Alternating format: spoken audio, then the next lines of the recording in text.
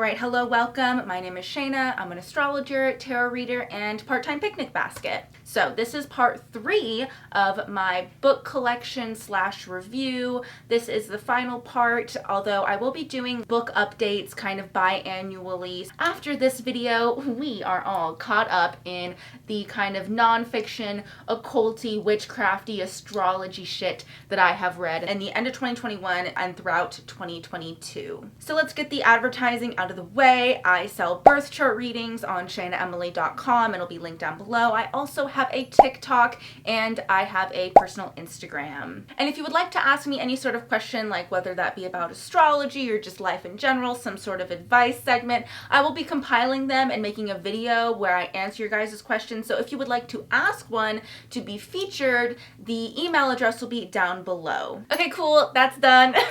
So let's get into the fun part, which is books. So I would really recommend, if you haven't watched the first 2 parts, you can do whatever the fuck you want. But I would recommend watching the first 2, especially I guess I would recommend honestly watching them in order. The way that I'm breaking these down is the order in which I read them, and it kind of tells its own little story of my spiritual / witchcraft whatever the fuck kind of journey. So I will leave a link to the playlist in the cards up here. All right, let's get into the first book, which is actually the 19th book that I read, but in this video it's the first. So it's whatever number your little heart desires, I guess.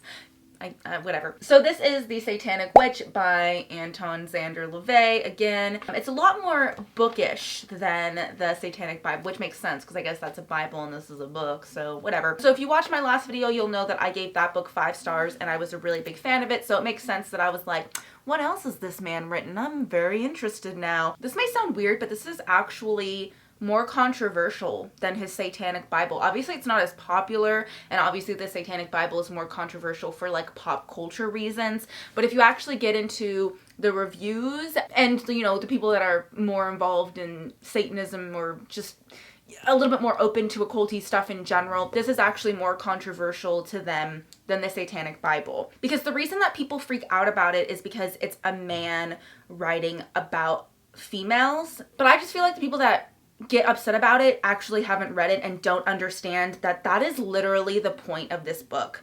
So when it says the Satanic Witch, it's pink for a reason. It's literally for witch females. So I thought it was just going to be him being really rude about females and telling us what to experience and telling us what it's like to be a satanic witch, female kind of thing. And it's really not that. The whole purpose of it is that he is a man writing about females. That is literally the whole point.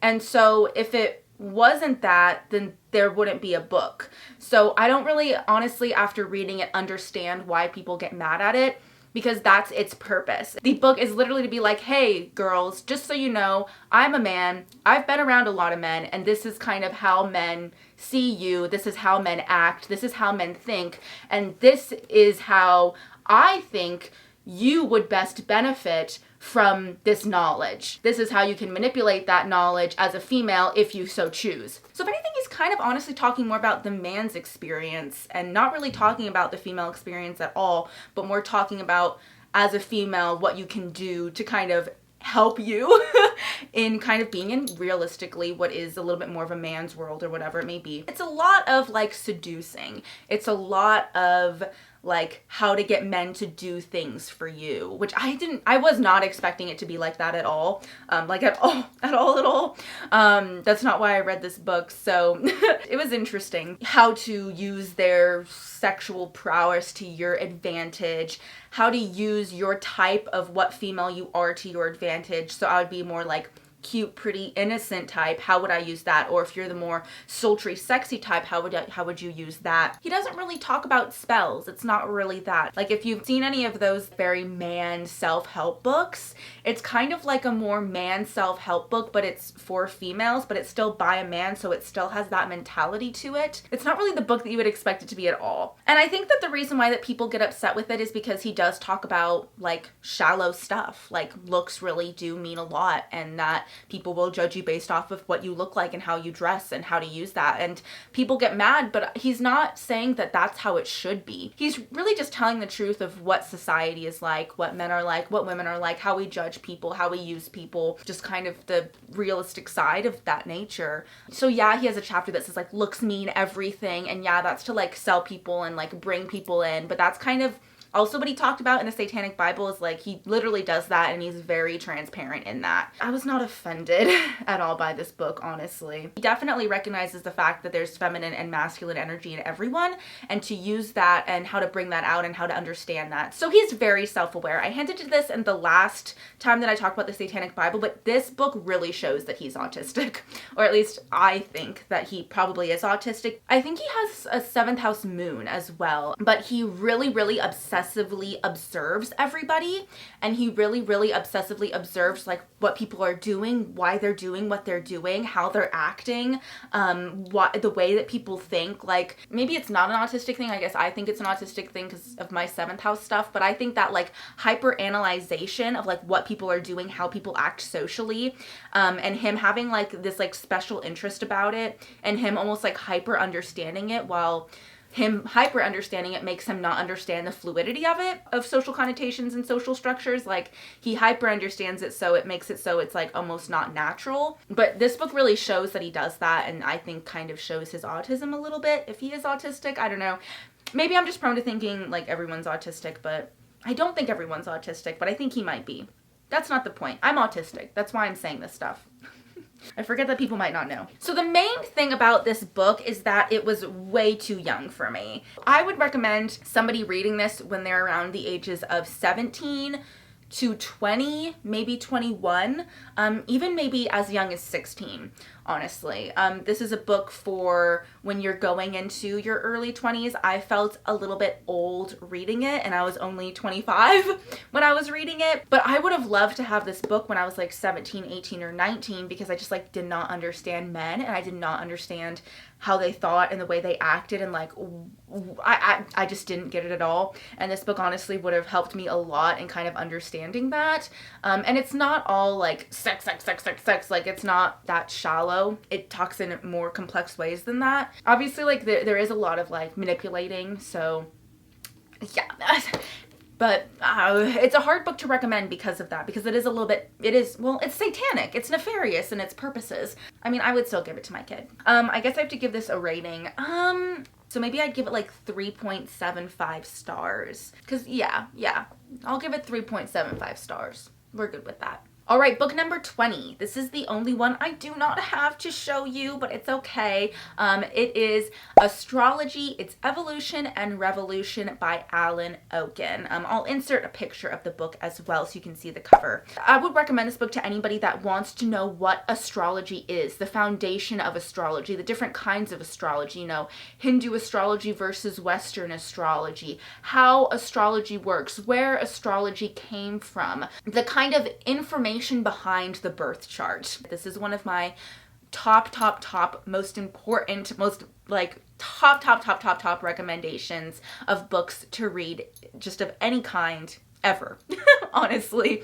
Now, obviously, I'm saying this because I'm an astrologer. Like, it explains in a lot of depth, and for me to actually finally grasp how Hindu astrology works based on the fixed constellations in the sky, and how Western or tropical astrology works based off the solar eclipses and the way that the Earth is rotated on its axis. You know, it explains the whole 13th sign thing. It explains where astrology came from. It explains different ages and, you know, astrology from all different corners of the world. It really helped me because I didn't understand what was behind the birth chart and how birth charts kind of come to be at all. And whenever I research this stuff online, it's honestly really hard to find the information.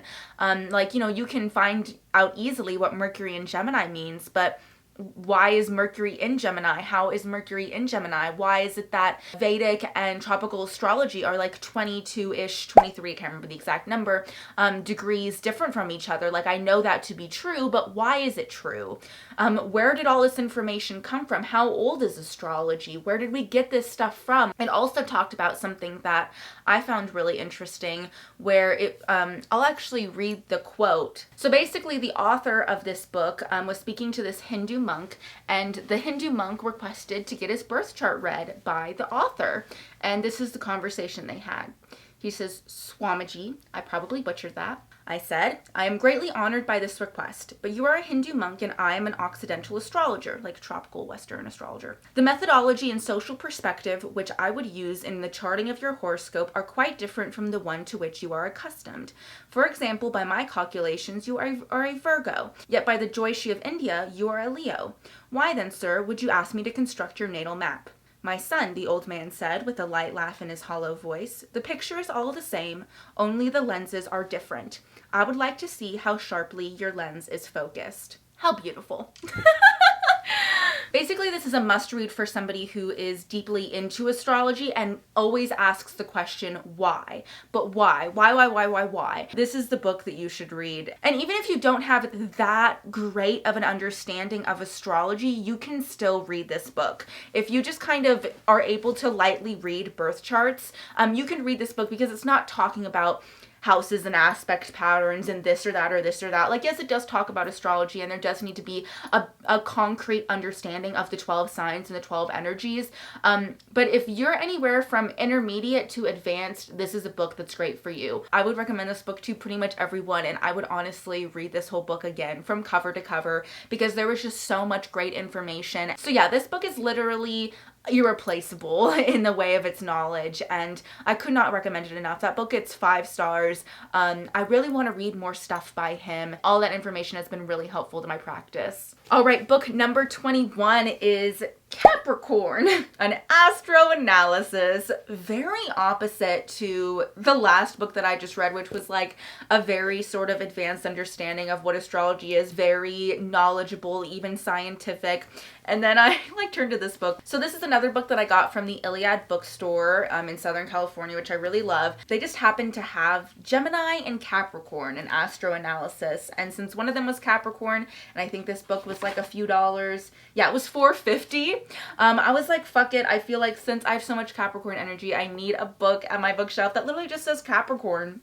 Like, as dumb as that sounds. But then I was also like, well, I can't just like have a book that says Capricorn. Like, I can't be that annoying. I have to at least read it. And so I did. This book, the first part of it talks just about Capricorn in love, Capricorn health, Capricorn this, Capricorn that. And it was a little bit redundant. I really just don't really care much about sun sign things in general, but it's always good to kind of remind myself what the Capricorn nature is. And I feel like because I do have 5 planets in Capricorn, I can be so blinded by what that energy really means. So it is kind of important for me to understand what it is, because it's like hard to kind of sometimes view yourself through a lens. Like, I probably have the most trouble describing Capricorn energy, even though I'm really good at pointing it out. I can't really explain it. So this book did help me with that.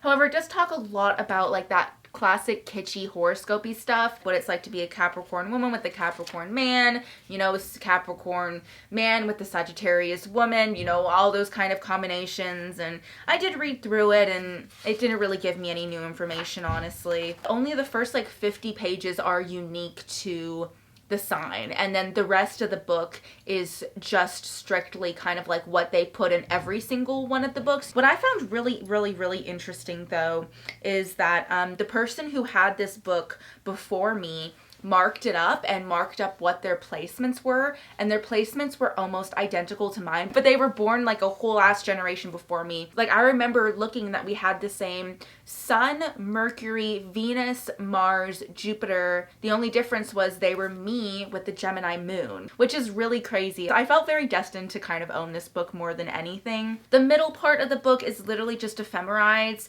based off of if you're a Capricorn, like, and you were born in the year 1955, where your placements would would be, which we never need those anymore. Ephemerides are just basically placements and positions of the planets. The middle of this book is a chunk lost and kind of not important. And then the very back half of the book, it basically goes through each position: Moon, Mercury, Venus, Mars, Jupiter, Saturn, all the way to Pluto. Although they do miss out on a lot of the generational placements, they only did the ones kind of relevant within the time that this was written. And so there was like Pluto and Sagittarius that was missed, and Neptune and Pisces that was missed because it was an older book, which sucks because that's the information that's hardest to find. So I would have liked to see that. But I will say I did read through all their descriptions of the placements just for like kind of like a refreshing of kind of the basics of astrology, honestly. And this this author has to be a Capricorn. Like, I really think that they are, because they were pretty mean. They're pretty mean to the point, like kind of descriptions, and I was like, damn, they're really roasting all these placements. They're really just saying it like it is. So it kind of made me laugh because it felt more like roasts than descriptions. And I mean, I was like, did I just get the Capricorn version? And so they wrote it more towards a Capricorn, and if I read the Libra version, it would be like really, really nice descriptions of everyone. I don't know. But it was really funny to me. However, I wouldn't recommend this book. I think it's like a fun, kitschy thing for me to have. I don't regret buying it. I'm happy I read it, sure. I would never read it again, but I would also never get rid of it unless I'm like passing it down to another Capricorn that's like a very important person to me. Then I might do that. But yeah, I would probably just give it like 3 stars. It's probably the book that I would recommend the least out of every single book that I've read, but I also don't regret spending the $4.50 on either. Wow, guys. I kind of can't believe this, but I have a fiction book to show you. That's right, I read one fiction book. And you're gonna laugh when you see what fiction book it is. It is Alice's Adventures in Wonderland and Other Stories by Lewis Carroll. I'll show you the cover because I was very picky in the cover that I wanted. Yeah, it's like a fake leather-bound book, and I just really like the colors. I think it's really cute. It has like gold gilding, I guess, if that's gold edging, if that's what it's called.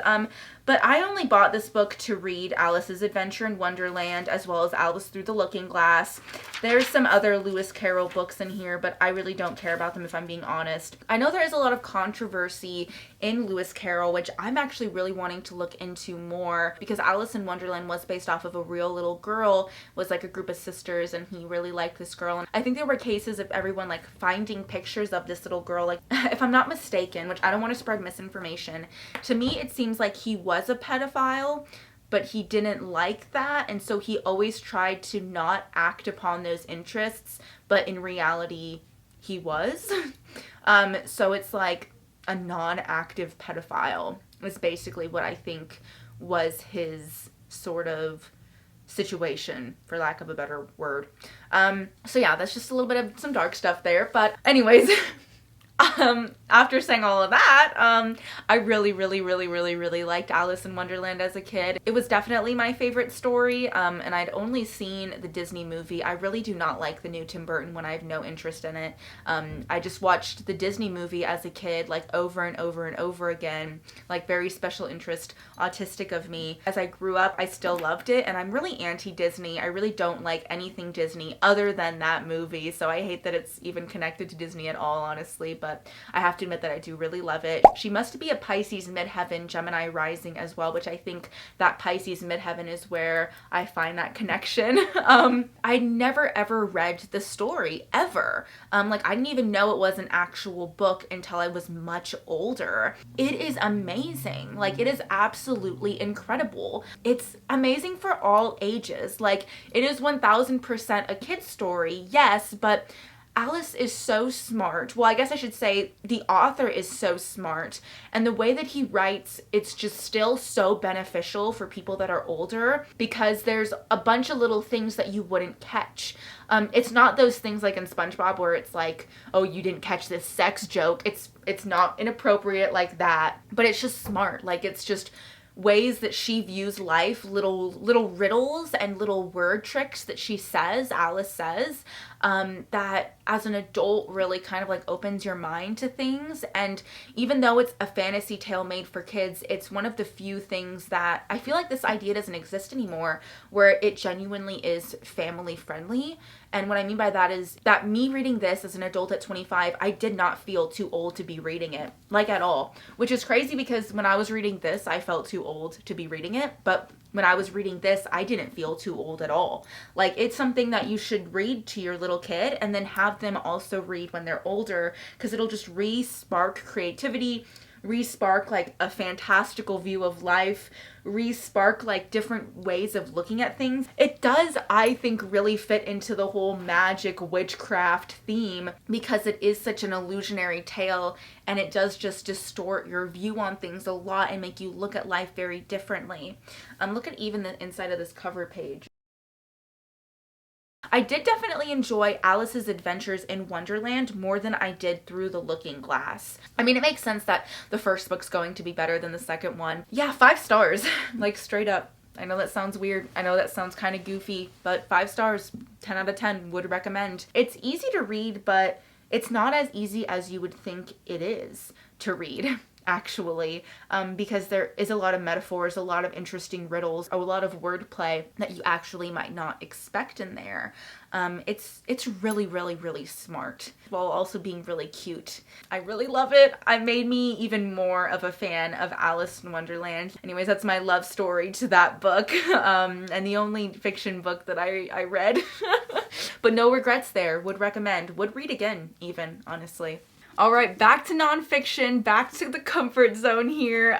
Book number 23 is The Darkening Age, The Christian Destruction of the Classical World by Catherine Nixey. So this book is about basically Rome and how Rome was overtaken by Christianity. How it went from having a bunch of different religions, worshiping a bunch of different gods, kind of even like advanced thinking as well, and then how the switch completely took place that turned it into being super Christian, and how the world then switched to being Christian.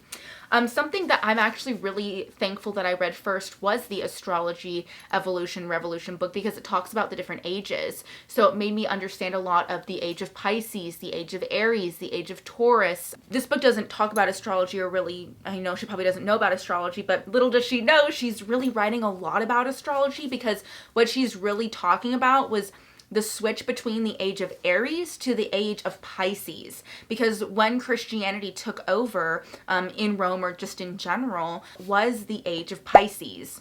So when you hear people talk about us going into the age of Aquarius, it will mark a really big transformation as far as probably our religious and political views as well. I'm assuming more than anything that it's going to be, our religion will be, you know, technology and AI, and it'll be the destruction of like the physical world into the internet, online, completely AI generated, you know, no privacy world. But that's my little conspiracy theories, which we still have some time before the age of Aquarius, actually. I'll put the year here, so we actually have more time than we think that we do within the age of Pisces. But anyways, so I really, really loved this book when I read it. But since I read it, I watched this video that made me question the validity of this book a little bit. A main thing that this book contains and talks about is the destruction of this grand library called the Library of Alexandria. You probably have heard of it. It was supposed to contain all this knowledge, all this Roman and Greek kind of understanding and literature and all this sort of stuff. And it was said that the Christians completely destroyed it, and she talked a lot about that. And then I watched this video which was all about how the Library of Alexandria and that getting burnt down was all a myth. And I don't know which one is true. And it made me be like, well, if that video's real, if that video is true, then how much of this book is true and how much of it is false? And so it made me be a lot more skeptical towards this book, because I was like, even though that's not everything she talks about, I just got a little bit suspicious of it. So I just feel like I now can't in good taste recommend this book because I have a lot more researching to do about the validity of that whole story. And now I feel like the validity of this book, which sucks because I loved this book so much. I am pretty anti-Christian. I'm honestly just in general anti-organized religion for the most part, honestly. I am thankful I read this book because it also talks about kind of the Roman understanding of religion and mythology a lot more. And like a concept that I found really, really interesting was that when Christianity first came around, the idea of having a monotheistic religion, which means that there's one God that you praise, was not really around. If a Christian went to pray with the other, Roman god statues or whatever, the person, praying to some sort of Roman god or sacrificing something to a Roman god would be like, well, I have no issue with your God. The idea of tolerance didn't exist because it went so much farther than tolerance, because they didn't need to be tolerant of anything.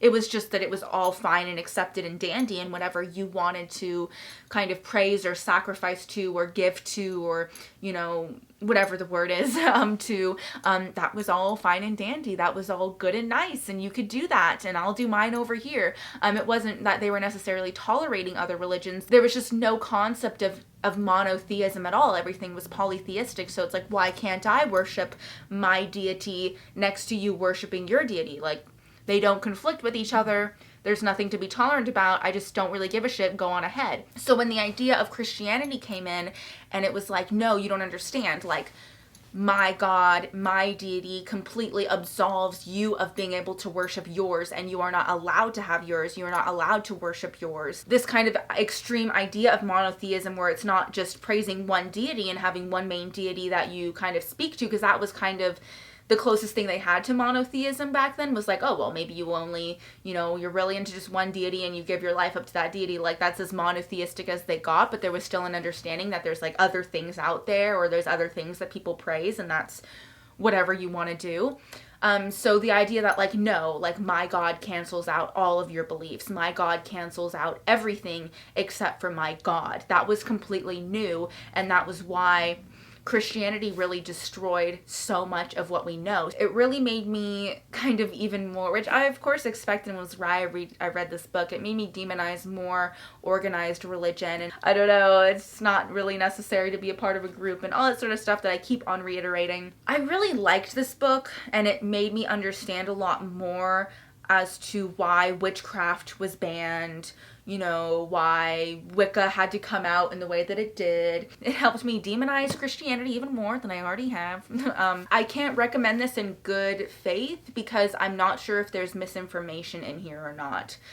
So I'm not giving this book a rating. I'm giving it 3 question marks, and you're welcome to look into it if you see fit. If you do research and you know absolutely that that's true, then this is a great book, and in general, I'm really thankful I read it. I wouldn't read it again, but I'm thankful that I read it and that I own it. But yeah, 3 question marks.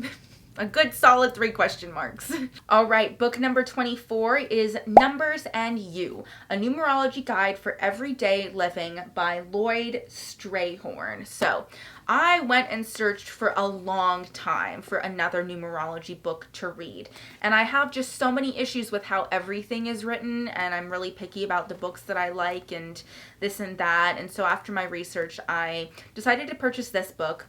I think this book is great. It's copywritten in 1980, and it just doesn't really fully feel like a person wrote it. It is another one of those books that is more structured to kind of be like the number 5 mother, the number 6 mother, the number 5 parent, the number 6 parent, the number 8 millionaire, the number 9 millionaire, days of birth and what they mean. It's a very, it's a little bit textbooky.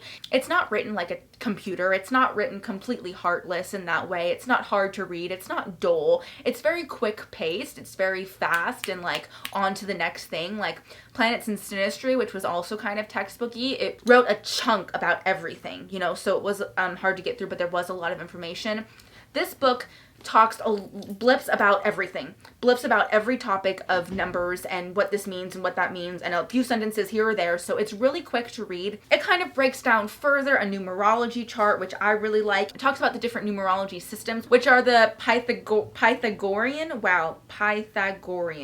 Pythagorean, embarrassing, and the Chaldean. Why do I better pronounce that one? I don't know. Again, it goes very similarly into astrology, where there's one that's more Hindu based and there's one that's more Western based. Those two kind of correspond with each other. Pythagorean is more Western and Chaldean, if I'm not mistaken, is more Eastern. It talks about numbers in relation to family, health, money, history, and events. You know, hobbies. This is a really good numerology book. I would recommend it for people that are intermediate. It's not my favorite book that I've ever read. I don't have too much to say about it because it kind of just is what it is. It's another book on numerology that's more advanced than the other book that I read that will just kind of tell you information if you're trying to learn and study numerology, which I am, and so it was really helpful and I'm really thankful for it. I give it 4 stars. It's definitely not a book that I would read cover to cover again, but it is a book that I will continue to keep in my collection because I will reference all the time. Would I recommend it? Yeah, if you're looking for a numerology book, go for it. Sorry if there's a lot of background noise in this video, by the way. All right, so now we are on book number 25. So this is technically the last book that I read in 2022, but I will be talking about one more book after this. But yes, this is How to See and Read the Aura by Ted Andrews. I wanted to get more into aura reading because they mentioned auras and colors in the book The Sabbats that I previously talked about. And The Golden Dawn talks a lot about colors and its association. So I kind of wanted to understand, you know, the esoteric view of colors a little bit more. And so I was looking for an aura book, and this one popped up in a used bookstore that I was in. And I said, this is a tiny little book that only cost me like a few bucks. And so I said, fuck it. Let's try it out. I think it was like $3. I read this book pretty quickly, but it does do what it says it does. It's a Llewellyn published book. You know, it's in the Llewellyn's How-To series. So it's a little bit, you know, classic, kitschy, metaphysical, you know what I mean? But the information is very valid. I really like this book. I'm not saying this is the end-all be-all book that I would recommend for you to look into auras, but would I recommend this book to you? Sure I would. I think I would give this book 3.75 stars. It's not some amazing, astounding book that really impacted me, but I am not mad at it at all. It's a really good book. It's a really good find. I'm glad I picked it up. If you find it for a few bucks on, you know, eBay or something like that, maybe it'll be in a lot of 4 with other books, you know, or something. I would recommend it, sure. You know, this book talks about what is an aura. It gives you exercises on how to see and read auras. So it's very hands-on. It's not just telling you what it is and this and that. No, it gives you step-by-step exercises to teach you on how to read and see them yourself. And then also has a major breakdown of colors, what they mean, what aura colors mean, what combination of aura colors mean. You know, if you see an aura closer to your head, but what it means versus if you see it farther away from your body, what that means, all that sort of stuff. So another book that I don't feel like I need to go that much into detail about, but it did give me a good beginner to intermediate understanding of auras and colors of auras. And now I am like looking at people being like, can I detect your aura? So it's fun. It's fun. It's a little kitschy while also not being kitschy at all, if that makes sense. All right, the last book. Oh my God, it has been a journey. If you are here till this point, thumbs up to you.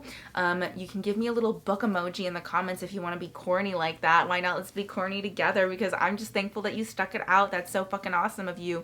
Anyways, so this is the final book. This is book number 26. And this is Your Chinese Horoscope for Each and Every Year by Neil Somerville. Now, I did not read this whole thing, but I did want to mention it. I picked this up because I wanted to know more about Chinese astrology and the Chinese zodiac system. And I just have to say right off the bat, this is not the book for that. I should have known because it says the word horoscope. I honestly shouldn't have picked it up. I'm not ever planning to read this cover to cover. That wasn't really my intention. But I was wanting to read the descriptions for each of the animals in the Chinese zodiac, but the descriptions just aren't very good. I just don't think I really like this writer. I don't really feel connected to the way he writes. He really doesn't help me kind of understand like why the animals are the way they are. Like, I really wanted a book that took me through the race, because basically the Chinese zodiac is based upon this kind of mythical race, you know, that all the animals were invited to, and who won, like what order they came in, has to do the order of the Chinese zodiac, and it's heavy in symbolism as well. You know, why is the rat first? Well, it's because the rat acts like this. Why is the pig last in the race? Well, because the pig acts like this. And so that was kind of more of the book that I was wanting, and that was not the book I picked up, which it might be my fault. It probably is my fault, because it says your Chinese horoscope for each and every year. So definitely maybe not the smartest thing for me to grab. But I thought I could at least read the descriptions, but the way that he writes is like, it's horoscopy. The way that he writes about the animals, I just feel like I knew as much going into reading about them than I did after I read about them. He doesn't really explain why they are the way that they are. He doesn't really explain the traits. He just doesn't do a good job of explaining things, in my opinion. And when I read about the horoscopes, again, I'm like, but why are you telling me this? And it's just very vague. He's like, well, of course, in the year of the dog, the rabbit would respond this way. You need to be fickle this year. But it's like, why? And why do they respond this way? So I did read my horoscope for 2022 as well as 2023, because I have had this book for quite some time. But if I were to get rid of any book in my collection, it would honestly be this one. And I really didn't like Plant Intoxicants, but I would weirdly keep that book in my collection over keeping this book. I would replace it with a different book about the Chinese zodiac. So if you have a good book that teaches you the Chinese zodiac, I would really, really love that recommendation, and I would really, really not recommend this book at all. Even if what you're looking for is just a Chinese horoscope for each and every year, I still wouldn't recommend this book, because I don't think the descriptions are very good, and I don't find them very helpful. I give this book 0 stars. I just don't like horoscopes, and I don't like things that use the word horoscope, I think is what it comes down to. A little bit of a downer to end on. Can you believe it? We are done with going through 26 books. That's a lot of books, and that's a lot of me talking. But this was a really, really fun series to film. I'm really excited for my next videos as well. They're going to be very different. I'm moving a little bit, away from the whole book situation. I will be coming back to it, but thank you so much for watching this series. I really, really loved recording it, and I really, really love reading. As I mentioned at the beginning of the video, I sell birth chart readings on shainaemily.com. I have a personal Instagram, and I have an astrology TikTok. As well as, if you would like to send me an email, the email address will be down below, and you can ask me some sort of advice question to be featured in an upcoming video. But yes, whether you do any of that stuff or you do none of that, just thank you for watching, and thank you for being here, and thank you for listening to me rant about books. It was really fun. All right, bye.